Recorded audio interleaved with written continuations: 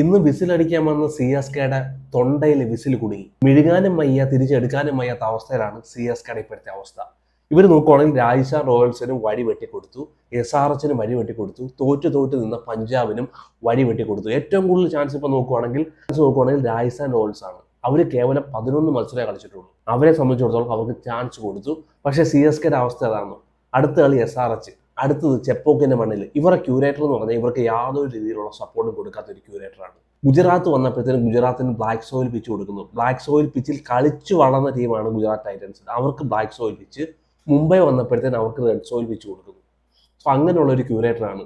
SRHനെതിരെ വല്ല ഫ്ലാറ്റ് പിച്ചും എല്ലാം കൊടുത്തു കഴിഞ്ഞാൽ അവന്മാർ തീർക്കും. അത് കഴിഞ്ഞുള്ള മത്സരം ഗുജറാത്തിനെതിരെ അഹമ്മദാബാദിൽ, ഗുജറാത്തിന്റെ മണ്ണിൽ അൺബീറ്റനായിട്ട് തുടർന്നുകൊണ്ടിരിക്കുകയാണ് ഗുജറാത്തിന്റെ മണ്ണിൽ.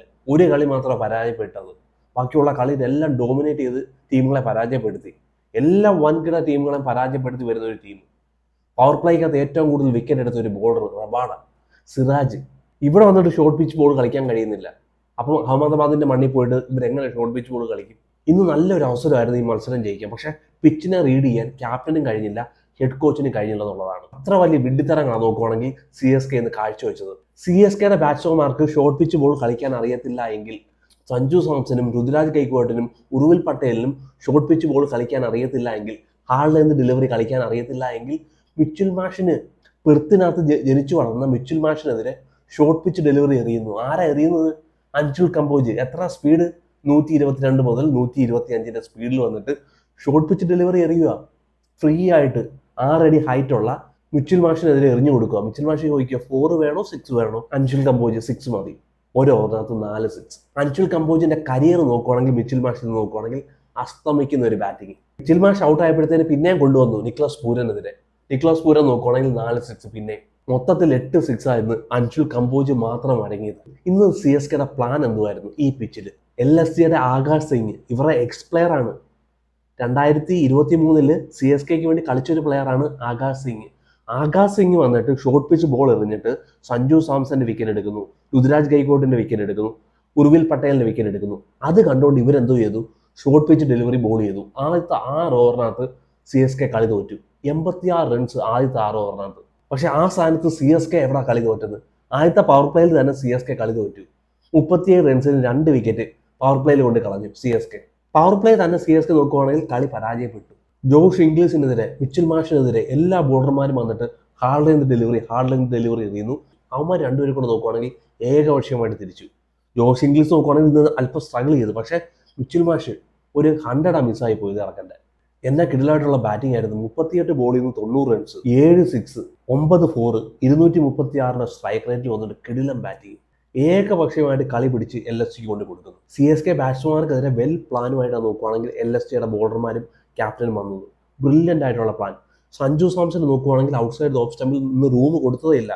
ആദ്യത്തെ 2 ബോള് ഷാമി വന്നിട്ട് ഔട്ട്സൈഡ് ഓഫ് സ്റ്റമ്പിൽ എറിയുന്നു, ഡ്രൈവ് ചെയ്യുന്നു, ബൗണ്ടറി കണ്ടെത്തുന്നു.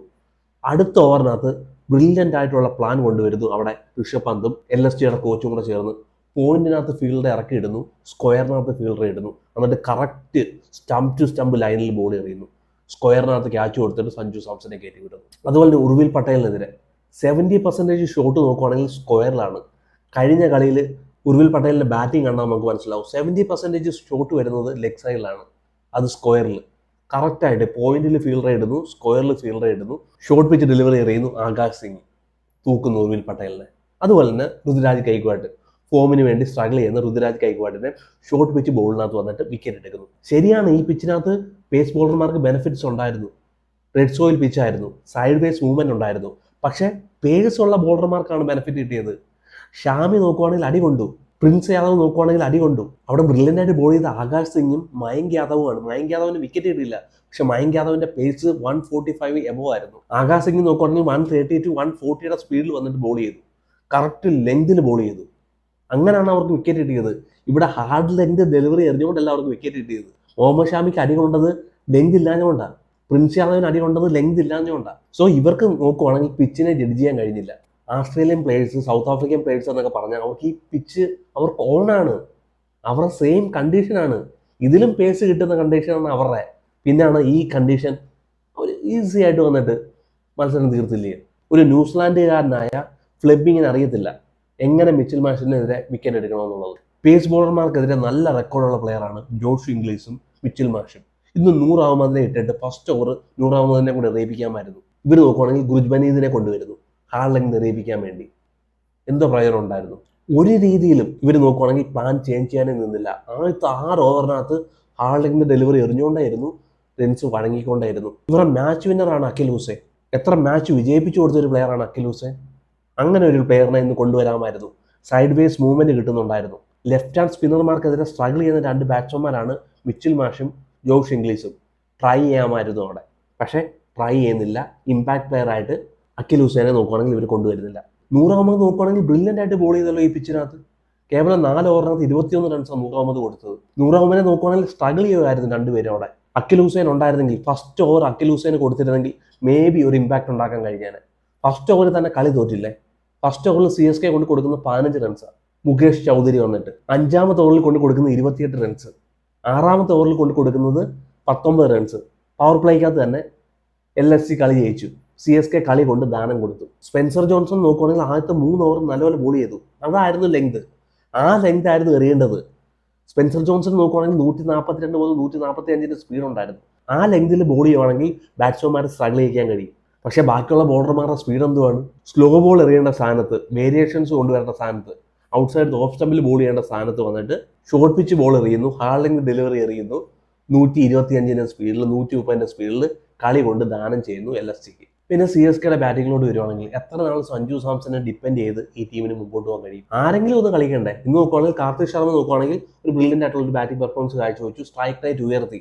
ആദ്യത്തെ 20 ബോൾ 20 റൺസ് എടുത്തെങ്കിൽ പിന്നെ നോക്കുവാണെങ്കിൽ സ്ട്രൈക്ക് റേറ്റ് അല്പം ഒന്ന് ഉയർത്തി. ഒരു 169 സ്ട്രൈക്ക് റേറ്റിൽ വന്ന് കളിച്ചു എന്ന് പറയാം. അതുപോലെ തന്നെ ശിവൻ ദുബെ ലാസ്റ്റ് 2 ഓവറിൽ അടിച്ചില്ലായിരുന്നെങ്കിൽ ഈ മത്സരം പെട്ടെന്ന് തോറ്റാണ്. ശിവൻ ദുബെ നോക്കുവാണെങ്കിൽ ആദ്യം സ്ട്രഗിൾ ചെയ്യുമായിരുന്നു. 10 ബോളിൽ 10 റൺസ് ആയിരുന്നു. അവസാനത്തെ 2 ഓവറിനകത്ത് 34 റൺസ് എടുത്തുകൊണ്ട് ഈ 187 എന്ന് പറഞ്ഞ ഒരു ടാർഗറ്റ് കണ്ടെത്താൻ കഴിഞ്ഞു. അല്ലെങ്കിൽ ഒരു 160 റൺസിനകത്ത് ഒതുങ്ങിപ്പോയനെ CSK എന്ന്. നെറ്റ് റൺ റേറ്റ് നോക്കുവാണെങ്കിൽ ഇതിലും പരിതാപകരമായ അവസ്ഥയിലിട്ട് പോയനെ. രുതുരാജ് ഗെയ്ക്വാഡ് വന്ന് ഫ്രീ ആയിട്ട് വിക്കറ്റ് കൊണ്ട് കൊടുത്തിട്ട് പോകുന്നു. അല്പം ക്ഷമയോടുകൂടി അവിടെ കളിച്ചിരുന്നെങ്കിൽ അവിടെ സ്കോർ കണ്ടെത്താൻ കഴിഞ്ഞേനെ.